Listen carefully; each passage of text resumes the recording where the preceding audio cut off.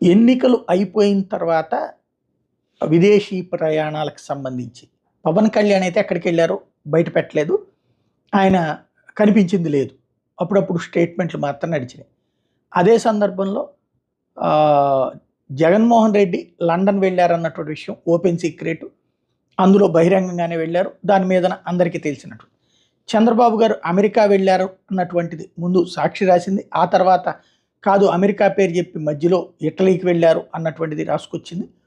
ఏది నిజం అన్నటువంటిది ఎవరికి తెలియనటువంటి పరిస్థితి. తెలుగుదేశం అధికారికంగా ఎట్లాంటి స్టేట్మెంట్ ఇవ్వలేదు. తాజాగా చూస్తే పోలింగ్ తర్వాత విదేశాలకు వెళ్ళిన చంద్రబాబు నాయుడు గారు ఇవాళ హైదరాబాద్కి చేరుకున్నారు. ఉదయం 8:30కి రాజీవ్ గాంధీ ఇంటర్నేషనల్ ఎయిర్పోర్ట్కి చేరుకుని అక్కడ రిసీవ్ చేసుకున్నారు కార్యకర్త అయితే నాయకులు కొంతమంది. ఆయన జూబ్లీ హిల్స్కి చేరుకోవడం అన్నటువంటిది. అంటే ఇక మళ్ళీ ఎన్నికల వేడి ఆరంభమవుతుంది. స్టేట్మెంట్లు, విమర్శలు, విమర్శనాస్త్రాలు ఇవన్నీ కూడా ఇక